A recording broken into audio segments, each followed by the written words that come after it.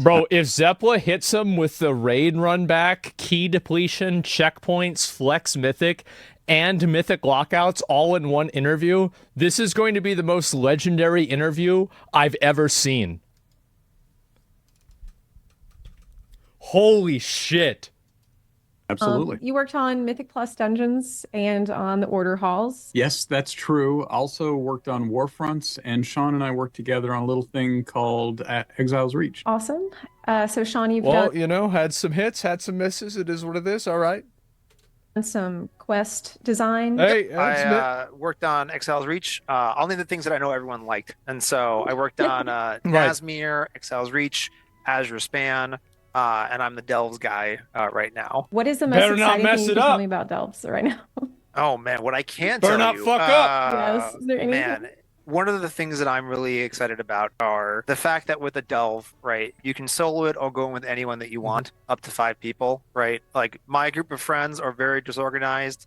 I'm talking a lot of trash about them right now. They're probably going to give it to me when they see me again. But like I'm the only healer. Everyone else is like we just want to do DPS. I'm like this doesn't work for us to do a lot of things in the game. Torghast was great because we could just jump in and do stuff there. Yeah, but like, Delves are going to be fun too because it's like, hey, if there's 3 of us online, because also I have 3 kids, so it'd be tough for me to actually get things scheduled. So if there's 3 of us online, we can do a delve. If no one's online, I can do a delve. If there's 5 people, believe it or not, we can also do a delve. And so cool. I'm stoked for that. I'm also really excited to see everyone's reactions to the underwater delves that we have. Oh, I hope they're good. I thought people were going to hate them. When we experimented on it, I was like, I find this is kind of fun, but like, I might be a weirdo. Like, this might be bad. We made it so you can't swim, so it actually is like normal gameplay. There's not like having to look up and down and all that stuff. And then we play tested it. Everyone was like, this is really fun. And I was like, thank God, because I was out of ideas for what to do with this one. And so I liked it a lot. I'm glad we all liked it, and I'm not crazy. So that one I'm really excited to see everyone's reactions to. yeah, I'm really hyped for Delves because that is something, like you said, you can easily hop in and hop out of it whenever you get a little time to do that. With Delves, just how hard can it become? Like, can this become truly painful? Oh man, I have heard people describe Delves as truly painful, but it's the idea. I don't know how familiar you are with like the Mage Tower that the content that we had there. So the idea is that there is a 13th Delve that is essentially close to that level. It's not going to be as hard as the Mage Tower because we're not going to be balancing it like for each individual class. But the idea is that if you're completely done with the season, you've got all the cool customization rewards, and you're the kind of player that's like, I want you to hit me as hard as you can. The 13th Delve is there going, let's do it. We play tested it the other day. That seems like a pretty good answer. I like that. That's a good answer. None of us beat it. We had like one of the reward designers who's like, really good at the game, and he was like, wow, okay, yeah. That did it. That beat me. And so we'll try again next week, see what happens. There's not gonna be a timer on it, but it's just, it was the end of the play test. But yeah, so we are gonna have some difficulty. We want to make sure that's a thing that you can ramp up into that, and then also you can choose. Like I want to make sure that people feel like if you're not a person that likes difficulty, there is a satisfying end to Delves. If you're a person that is like, hey, I really wanted something hard, there's another satisfying end that you can pursue in Delves. One thing I'm really excited about with the War Within is the hero talent system. One thing I do have to ask though is, are you worried about managing all the specs and talents when it comes to balance? Like this guy worked on BFA and Legion. This is probably a vacation for him. How comfortable are y'all with imbalance in general? Because I feel like it's kind of, if things are too balanced and everything's so streamlined, things can just kind of become a little dull.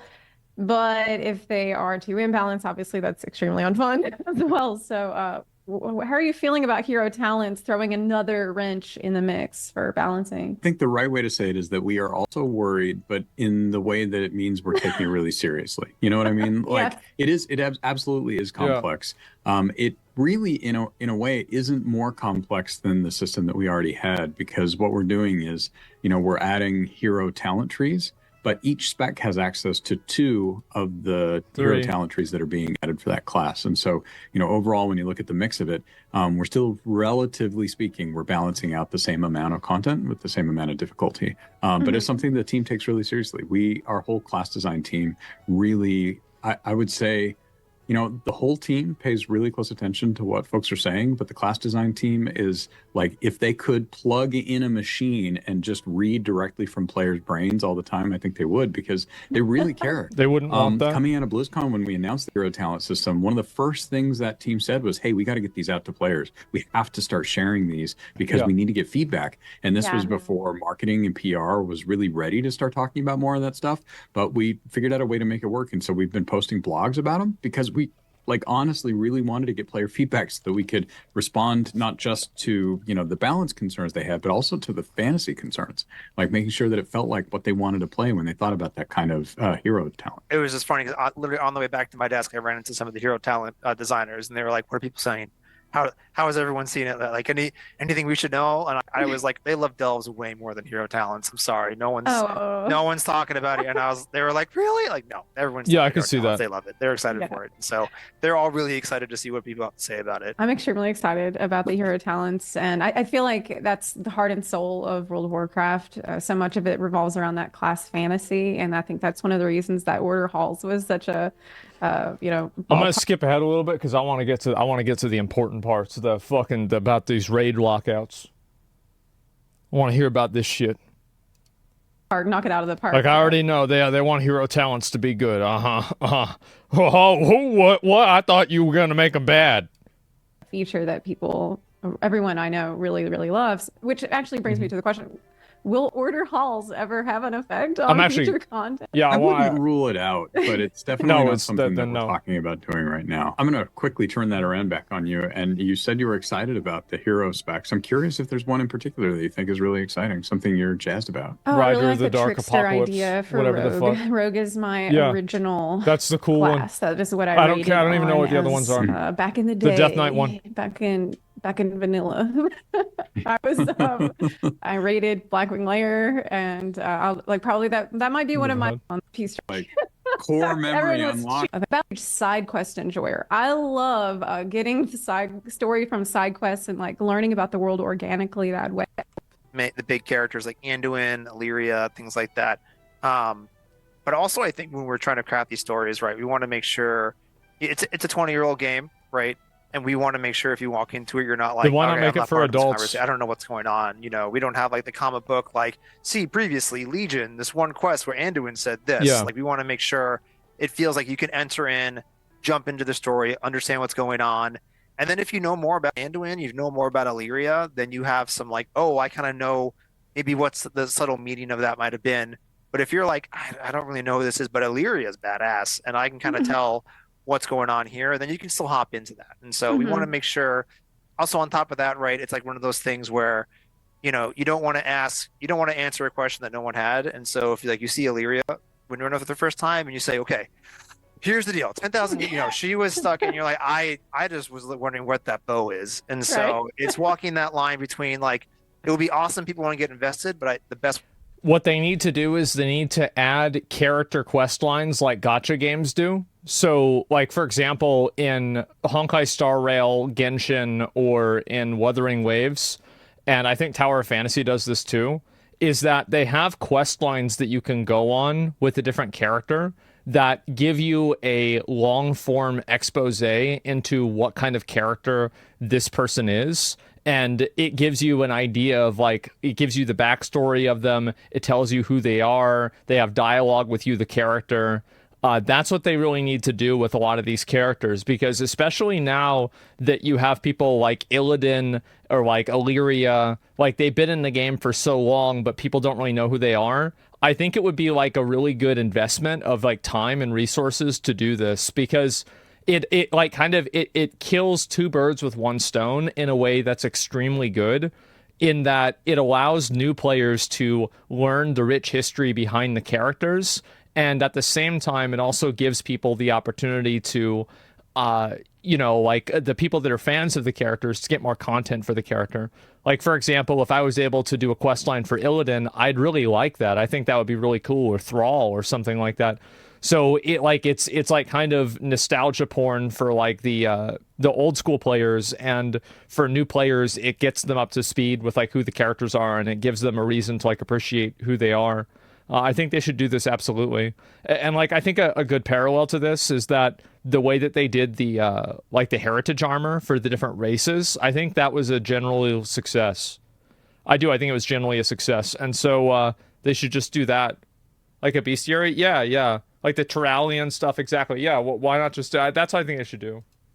But to do that is to get them invested in this story happening now, and then they can go back and see other things that we have and go, oh, that's really cool. And now, you know, I understand that, but they can still enjoy the main storyline. So I just wanted to jump in and plug the dwarves real quick, because I think one of the really cool opportunities for this expansion is, you know, the earthen, they're not dwarves, but they might be very dwarf-like, and there's a lot of cool dwarf culture there. And I think that, you know, if anybody is looking to like brush up on a little bit of deep lore, understanding a little bit of the history of Magni and his family, Moira, and her son Dagran, I think will help, because it's not required. It's definitely, you can get into the story without it, but you know, there's some back history there that I think we're really exploring for the first time in a deep way that I think is compelling. Do you feel like the way that the story is served up to players is going to feel different than it has in any way? Because I know we've kind of moved more into like I feel like they started doing like, so the storyline in the game, I feel like in BFA, they had like a new way of telling the story.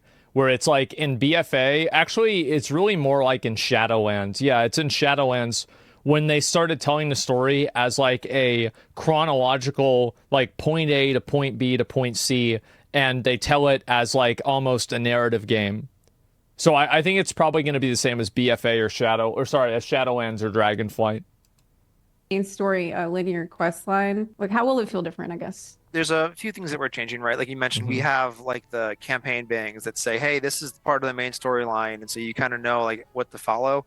The thing that we're also introducing now is the follower dungeons as part of the storyline. That's really cool. And I think this is another great decision by them. They're making a good idea for this. This is something that Final Fantasy does. It's smart for them to do this. They're replaying, right? If you haven't, I'm not sure if you've seen it yet, but there's a dungeon that will say, hey, you'll go into it and you can actually experience the dungeon with NPCs.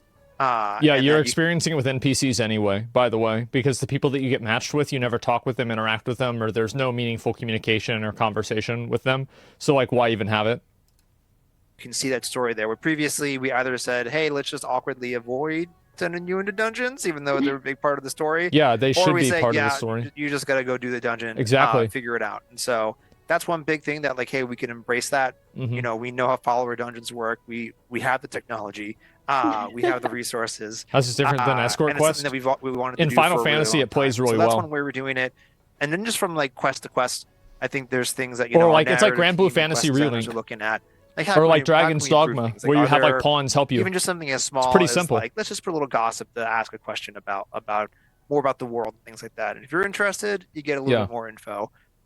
So there's things like that. And we're always constantly trying to see how can we kind of punch it up a bit to deliver the story to everybody. Are we thinking of this New World Soul saga as being a lot more lore heavy than it has been in the past? Like, and if so, like, if this is going to be more story driven, if they want to make the story more story driven, they have to make the story not made for cat boys. Like, I just think the story is so flaccid. Like, there's, like, is there anybody that has like normal testosterone levels that's writing the story? Because like right now, whenever I look at it, I don't know if the answer to that is yes.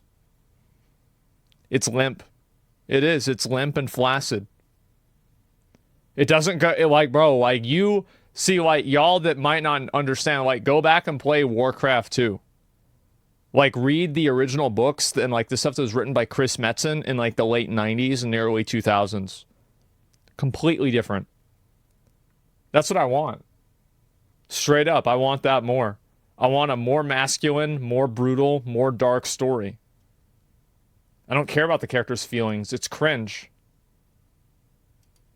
And then it's been in the past. I want it to be badass. Are we going to end up having a situation where there's raid bosses that are super spoilery? Yeah, that's what I want. Straight up. You're like, oh my god, I didn't know that was going to happen. Or like, won't the PTR be an issue with that as well? Oh man, we talk about this all the time because we really don't want to spoil the main story beats. Probably the best way to answer that is that we see, so we've always planned multiple expansions ahead. So the fact that we announced all three is new, but the reality is we've always had multiple expansions in the works at once. And the three cohesive pieces of the World Soul Saga are part of a larger push to have a long-term story that not just we're excited about, the players are excited about it, and something that we can share with folks. So we're really interested in that. And I do think you're going to see that in the storytelling. It's going to be a little bit more character driven. Some of the things that we started in Dragonflight where we have more. The problem with it being character driven is that the characters aren't compelling to me. And this is my own personal opinion. Like, I'm not talking about, like, this isn't like anything objective, really. This is just like my personal opinion. I don't find like the characters are that interesting or compelling or cool. What we call local stories, which is that side quest content that you're talking about that you can just go and explore that explains more of the world. Zepla seems cool. Yeah, she is cool. Double down on that kind of stuff. And then I guess the thing that I would also just say is, like, we really are committed to making the story of World of Warcraft feel just as compelling as every other part of that. And so, there's a lot of changes going to this expansion, to the team. I'm going to be honest. I actually didn't realize how much the story was important to me until it got to a point that I didn't like. I didn't really realize, because like in BFA, I still liked the story of WoW. Like, I thought it had like a lot of intrigue and interest, and even in Shadowlands, I thought like I didn't think what happened was gonna happen, and like it actually matters a lot. BFA was bad. I liked BFA. I thought BFA could have been really cool.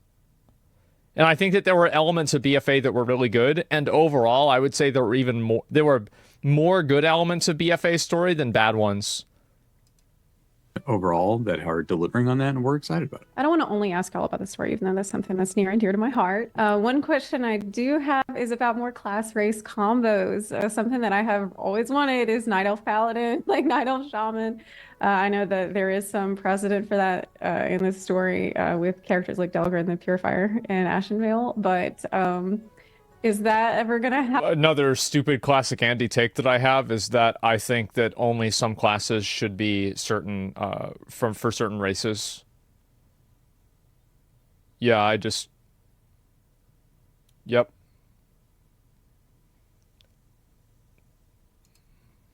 Disagree? That's fine.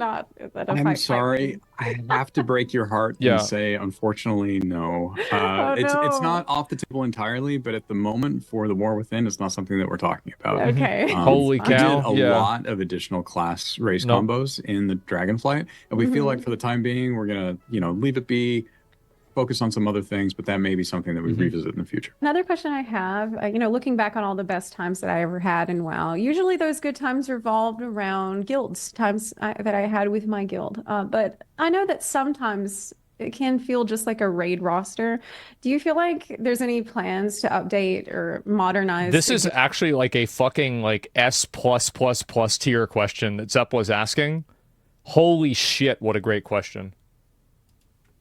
System. Absolutely. We would love to do that. There is some work that we're doing right now about that. It's not something that we're really ready to unveil in its entirety.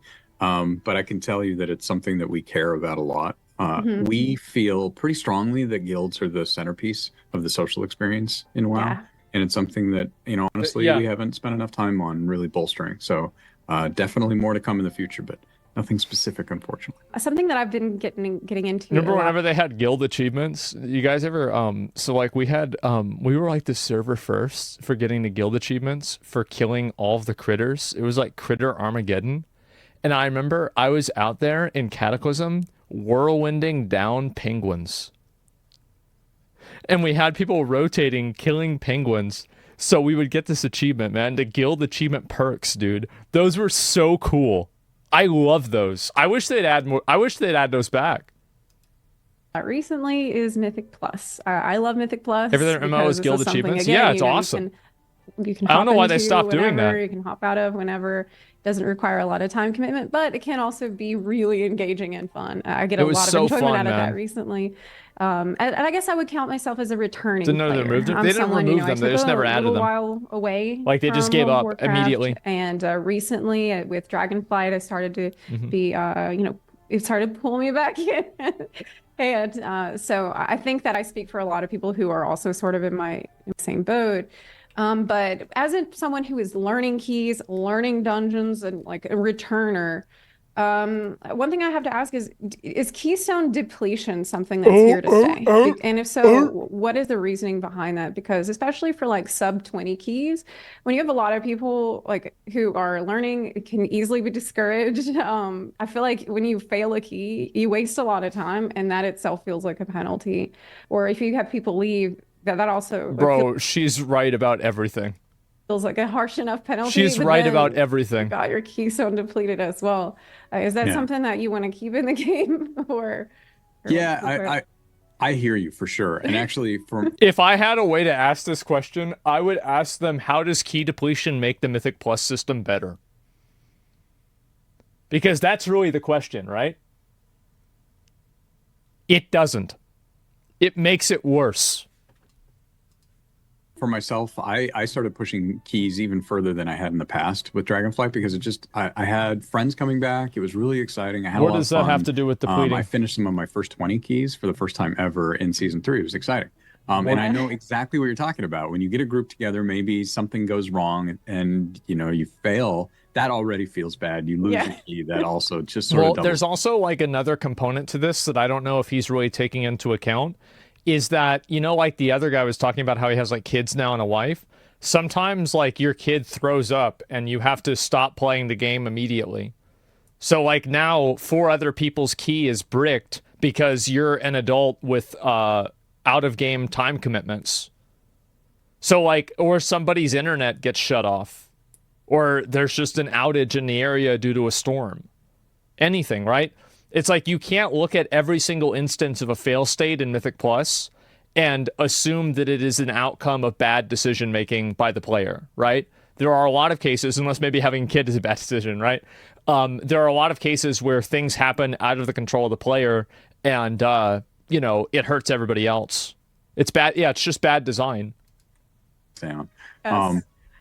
We are keeping that system, but one of the things... Why? I don't know if you heard this or not, but we're changing the structure of the Mythic Plus dungeon system such that, today, in Season 3, I guess I should say, you had, from 1, I guess technically Mythic 2 to 20 was a particular level, and it ranged all the way up. And the Mythic dungeon system now is changing such that... If you don't like it, don't do it. I don't do it. Yeah. Yeah, have you been paying attention? Yeah, that's the problem, yeah. 2 to 10 is no longer going to be part of Mythic Plus, but instead will be untimed. We're actually getting rid of all those levels. This seems like a development team issue where it's like, we're doing it like this because this is the way it is. And they've never actually gone in. I think that like whenever you have an idea and whenever you're trying to make a system, you have to always ask yourself the question, what would happen if this just didn't exist? Like, how much do we really need this? Like, if you can't step back and, like, take that bird's eye view perspective, I think that's what they're doing. Heroic will be a harder difficulty than it was before, and Mythic 0 will actually be the equivalent of a Mythic 10 dungeon without the timer. And the intent there is actually to address directly what you're talking about, which is to make those earlier keys a lot more accessible for groups who are but why have it? Pushing, they're learning, etc. In fact, I have my dad and my uncle play constantly, and they are, this specifically I think is going to be better for them because they really have a hard time with the earlier keys. However, but for the higher end keys, we are still keeping the timer. We're still keeping the keystone depletion. And, it's just, the numbers will be lower, but the difficulty will be... I think that they should keep the timer. I think being able to complete a dungeon in a certain period of time does demonstrate mastery over that dungeon. And, like that should be what allows you to do a higher level of the dungeon. But I don't also think that you should have to... I think that you should keep the timer, but get rid of depletion. So, like, if you fail the timer, your key just doesn't upgrade. About what you saw from a Mythic 11 to 20. That makes complete sense. I think that there should still be, you know, some of that for the, I mean, for higher level, it makes more sense that the stakes should be high. It doesn't make any sense. There's no reason for it to exist. It adds nothing to the game. It doesn't improve anything. There's no value that it creates. All it does is make the game worse. There's not any sensible reason to keep the depletion mechanic, period. I disagree. If I take 2 hours on a raid boss, but I beat him, I can go to the next raid boss. Why time a key whenever the raid bosses are not? Because the way that the dungeon is like designed functions differently. Each individual challenge isn't necessarily really, really hard. It's being able to master that challenge. It's a different type of mastery.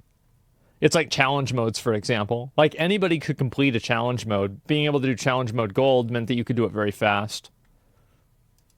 Another thing that I've been kind of getting into, but it's very difficult for me to get into again nowadays is the raiding. Raiding is much more difficult for me to do because you can't just hop in and out that easily compared to Mythic Plus. One thing I wanted to ask, especially after having raiding experience now in other MMOs, do you plan to add more quality of life improvements to raids? Like already you've done, you know, bro, she's cooking. Holy shit. Yeah, by the way, their answer to the Mythic Plus key depletion is completely brain dead. And there's no excuse for having it in the game. All it does is waste players' time. Pockets, great step in the right direction where you have these persistent. That's why they couldn't come up with a single reason why it could exist. There's not a single reason. What about maybe having it so when you wipe, you just let people release at full health at the boss? In short, like basically, because during raid time, I find people just want to raid, and the more time that they can die, pull. She's completely right about this. More people learn more quickly. They're more willing to wait for people to learn because people learn at different speeds. Is that something that y'all have looked at? At all? Probably not exactly the can I res at full health right where I died at the boss, but definitely reducing the runtime back to the boss fight is something that we 100% have done things. We will continue to do things. It's something we talk about when we build the raid encounters. And it's a little bit of a balancing act because we want it to feel meaningful when you die, but when you're pushing, you just died.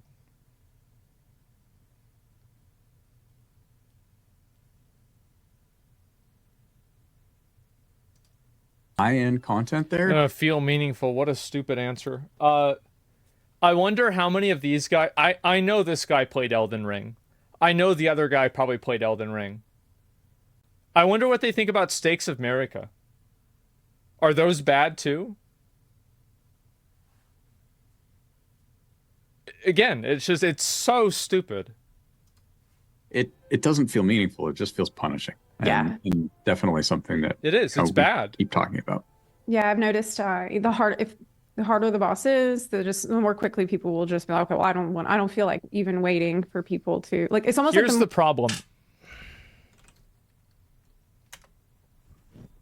The problem is that in WoW, fighting boss.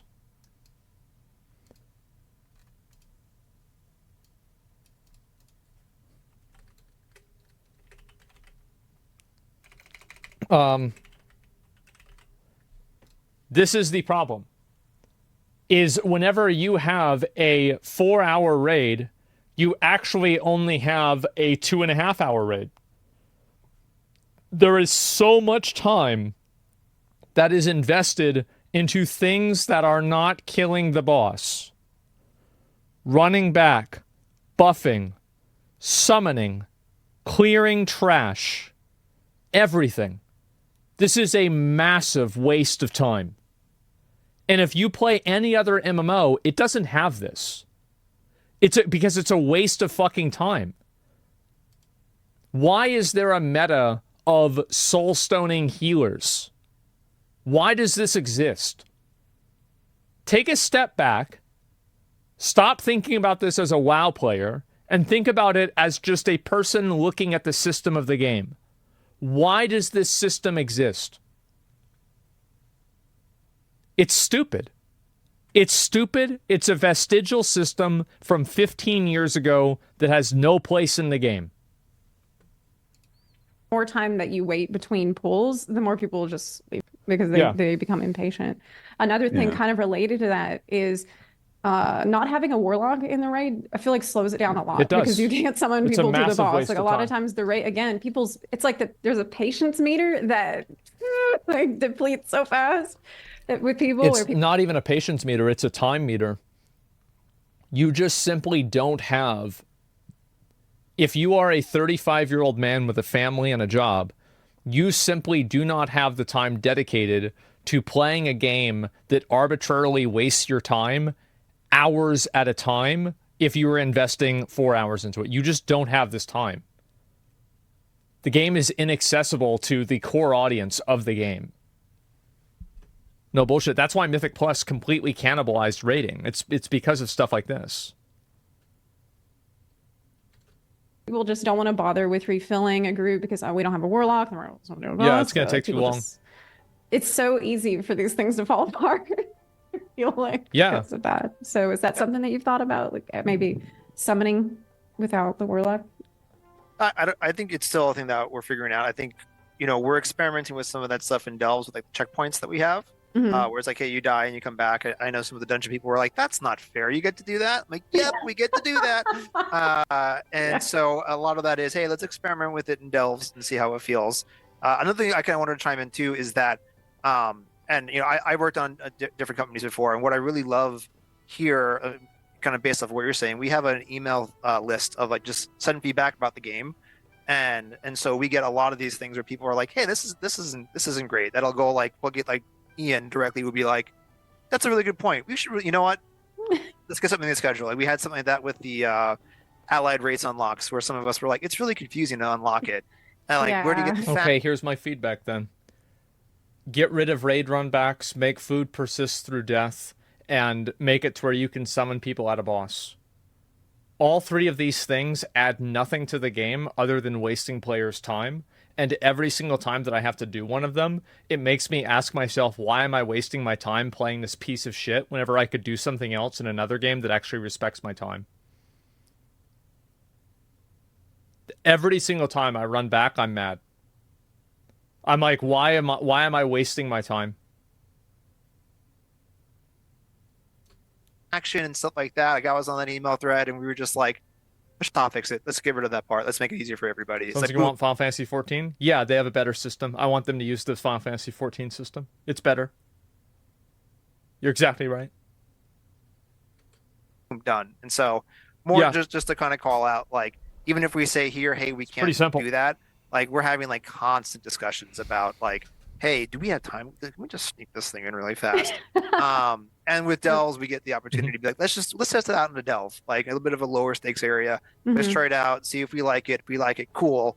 Now let's bring it into a different form in different areas. So one thing I want to say that I think is really positive that Blizzard is doing a lot of lately is experimenting. I've seen a lot of experimentation, and that is super healthy. Not afraid to try out new things and innovate, and that is something that I think is going to help the game evolve and to stay with the times here. Is there any plans on making the high-end rating more accessible? And this is kind of related to my last question, like, I know a lot of people fighting the roster boss, having a hard time getting 20 people to do Mythic. So somebody says, but you said a good MMO is which you want to waste your time into? If you're arguing against me on this, you're permabanned. No, you're not. You're just an idiot.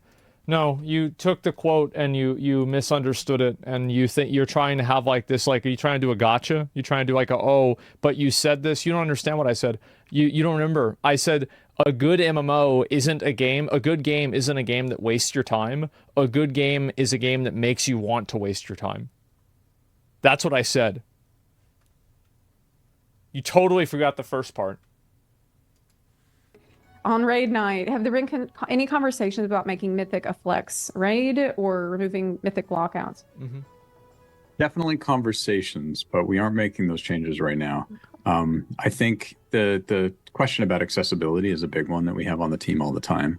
And at this point, 10-man Mythic, 20-man Mythic. I think that they should get rid of this idea of making these super hard boss fights that are designed for a handful of players that are in the fraction of 1% of the player base. It's silly to do that and build, like, for example, it'd be okay to have like a few fights like that in like the game in general, but Like, whenever you release a raid and you have to nerf it 8 times, you made a mistake with balance. It's like such a, and this is, again, it's another stupid meta decision that Blizzard makes where they release raids that are artificially too hard. And so, like, there's 2 tiers of Mythic. And so they create the second tier as a response to people playing the game and a boss being like, what the fuck are you doing? Like, why is it that these other games don't have to rebalance the raid 8 times after it gets released? It's so stupid. Like, if you have to nerf a boss by 30%, then you fucked up as a team balancing it. That's it. You fucked up. What are you doing? Now with the Raid Finder, Normal, Heroic, and Mythic, it feels like there's a lot of options for players. But you're right. Like, once you start getting up past you, like, I beat the Heroic dungeon, or I beat the Heroic Raid, I'm ready to push into the next tier. But it's hard to get the group together and keep it consistent. So I think like that. There's a lot nobody hated it. Still do there. So unfortunately, no specific changes to announce right now. But it is something, as Sean talks about, like, it's a constant piece of feedback and a conversation on the team, and it is balanced against the idea that a Mythic raid should have it's a specific expectation with some players that it is, it's like a team. It's almost like a team sport, and people see it as something that they want to keep, pretty structured. And so talking about how we might be able to help make it more accessible without taking that away from people is sort of the challenge there. I would love a world where the only teams are of 20 people. You can't have a team of 15 people or 40. You can only have a team of 20. This is what I'm talking about how this is the rigid,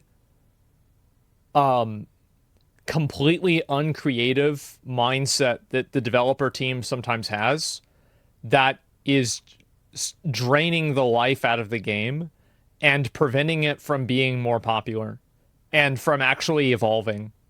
The last time Blizzard meaningfully evolved WoW was in Legion.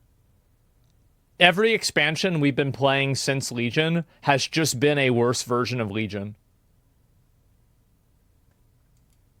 Someone could say, hey, I can beat a tier 11 delve, easy peasy, let me on the team. And because right now, right, you kind of have the situation of, how do I want to show that I'm really good?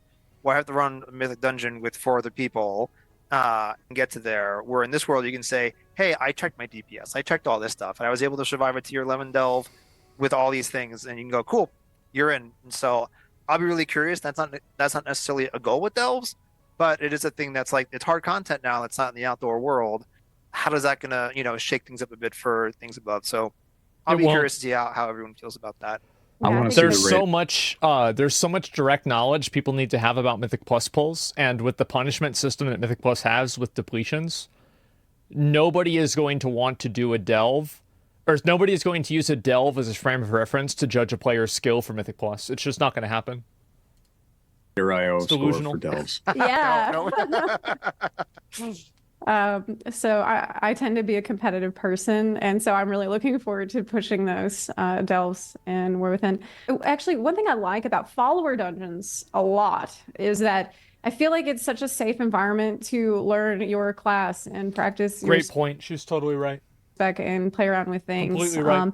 And one thing I wanted to ask relating to that, and maybe this is something that would be added onto it over time, but is there any conversations about maybe using it as teaching tools for players, like having those kinds of things built in to an environment like a follower dungeon where people can get additional feedback on how they're actually playing? Because I've noticed some specs can be really hard to learn without. She's bringing up great points. This is insanely good. Yes. She's saying that basically the current solo metagame systems in the game don't teach people how to play the game, because this is a big problem that like WoW has, where like the difficulty curve in WoW goes like this.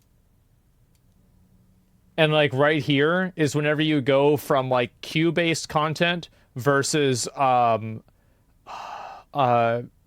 finder content, or like pug content. This is the issue. So like people aren't taught how to play the game, and they're not held to a high standard to play the game, and so they're bad at it. going to outside assistants like Wowhead or YouTubers, and sometimes they don't always give you the best information. Or it's outdated. So maybe having more of that feedback available within the game, is that something that y'all are looking at? Oh man, this one is very close to Sean and I's heart. Oh really? We worked really closely together on the Exiles Reach new player experience. And it's so good. It's like the other side of that, where it's like, how do you teach somebody who's never played World of Warcraft before what even their first few abilities are? And so, there are some tutorials in Exiles Reach that really teach some very, very, very simple mechanics. And it's something that Sean and I have talked about a lot. And I know the team has also been, the reason why Exiles Reach isn't a good teacher versus like Elwyn Forest and Duratar is because it gives the player too many tools too fast. And I think this is a problem not with Exiles Reach. Actually, Exiles Reach just demonstrates this problem. But the real problem actually is that there are too many buttons and leveling is too fast. So, for example, people understand how to play their class better whenever they have more time to individually integrate each ability into their class toolkit. But whenever you're just being given 5 or 7 new abilities inside of like a 2-hour or 1-hour window, and you have to understand how all these intricate abilities function together and pick talents with how they're functioning against each other, it's too much for an average player to do. Lost Ark makes this same mistake. Classic WoW doesn't, because by the time that you get something like Judgment or something like Consecration, you've already probably been, you get Consecration at what, like 20 or something, right? You've probably been in like 5 other situations where you thought to yourself, man, I wish I had an AoE thing. And then you finally get it and you're like, wait a minute, now I know what to do with this. Having discussions around. I actually heard somebody this week talk about for follower dungeons, they were, hey, this boss might have 3 or 4 mechanics. How many of those are important to have in the follower dungeon version of that dungeon so that when you're teaching players? How many of those mechanics are important to have?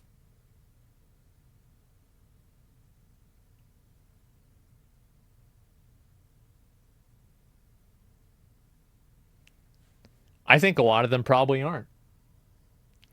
I think the dungeons are over-designed, and so are the raids. It's unnecessary. It's complexity for the sake of complexity that adds no intuitive, improvement to the game. It doesn't improve or make the game better. It just makes it harder. It's over-designed. Yeah, it's too much. How to respond to those mechanics.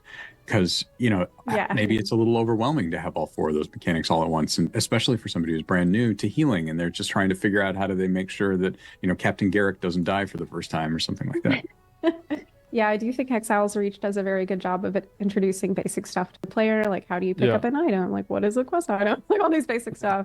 I think it communicates it in a very fun way, so great job on that. I had a friend of mine who I just got them into World of Warcraft and they went through it recently and they enjoyed it quite a lot. They thought it was very good. So that's good feedback for y'all. Are there any plans to reignite more world PvP and encourage PvP at lower levels and not have people It's never going to happen. Of doing it? I'll take that one too, Sean, based on the look on your face. No specific plans for the War Within, but I can tell you that the stuff I'm not sure how much you pay attention to Classic and Season of Discovery, but there's been a lot of conversation about the World PvP events that they've done there. And we're all part of the same team, so we pay really close attention to how players are feeling about that.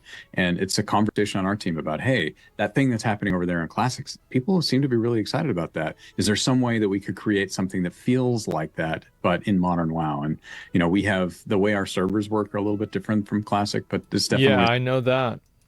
Something that we're interested in pursuing if people are jazzed about it, which they seem to be for Classic. Is there any movies, books, games, or TV shows or anything that are being used as inspiration? Lord of the Rings. War Within towards storytelling or anything else? I'll do the safe answer. I think in general, right, with games and things like that, I can really just talk Steven Universe on this.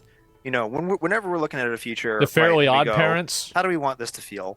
Right. It's usually I played My Little Pony game bleep bleep and bleep. I'll self-censor myself, Alex. So we go, hey, we kind of want to have like a mix of all those things, and then we kind of look like personally for me, sat down, played them, and went, okay, what's really cool here? What really made me feel fun? What really made me smile? And what was things that was like, this was terrible, let's not do that. And also understanding why it was bad, right? And so you can probably guess a few things that I won't say about how we got to Delves. But we're always kind of also looking at like, what would this be in like 2 years, right? Because we started this development for a long time, so it's not necessarily just this is fun now, but it's like, what's going to be fun in 2 years from now when like everyone does this? And so what's the version of this that's like 3 years later that we can just now? And so, it is a bit of push our glasses up and like investigating and doing a lot of testing and guesswork. There was a lot of versions of Delves before we got to this one internally. I know that's kind of a cop out because I'm not actually giving you like, you're not giving here's an the answer. Exact thing. Yeah, we'll say everything when the recording's off and you promise not to say anything. But yeah, I mean, that's just kind of generally how the development goes on these things. Okay, when was it decided that the giant sword was going to be the focus of the new story saga? That's my last question. I'm not sure it is the focus of the new story. I guess we'll have to wait and see. Oh, okay. It was never decided. So yes. Okay. Appreciate y'all talking with me today. This was extremely fun. I remember when I first installed World of Warcraft in 2004, and it was like one of the happiest days. So like my inner child is freaking out right now. Glad we could help you out with that. Yeah. And frankly, welcome back. I hope that the game is, helping you fulfill some of that same experience again. We're trying really hard. And if there's anything we can do to make it better, you let us know. All right. Yep. Oh, I will. Thanks for the chat, and good luck. I know y'all still probably have a lot of work to do. I'm really looking forward to the game. A lot of fun to do. All right. Thank you. So Take care. much. Thank you so much. This is probably one of the most based interviews I've ever seen. I'm going to be honest, bro. Like Zepla, I'm going to link you guys a video. This is so good. Like, she just asked them, why the fuck do you have key depletions? Why do you have raid runbacks? They're like, oh, well, it's because, like, okay, so pretty much, okay, give me a minute. Let's step back for a second. All right, so if you go back and you look at, it's like, what are you talking about? What is this? Like, what do you mean? They dodge everything. Like, yeah, bro, like, stop. Like, this is the thing. The only reason why these systems make sense is because they've been in the game. If the game didn't have this system and you were going to put this system into the game, everybody would say, this is fucking garbage. I don't want this. It's bad. So if you completely reorient your thinking and you think about what if the game had runbacks, had no runbacks, you could summon, and you didn't have to like run back from every boss, and what was the other one? Keys don't deplete. How would the player base react if you added key depletion into the game and there was none? People would hate it. They would say, this is horrible. This just wastes our time. This is garbage. So this is another problem. It's, again, you have to be creative with how you think about problems in order to understand how to solve them. And they are not creative with how they're thinking about this problem. And that's why they don't realize how much of a problem it is. That's the issue. You said teleporting scrolls from mob to retail. Yeah, this is a great interview. Make sure to give it a like. This is really good.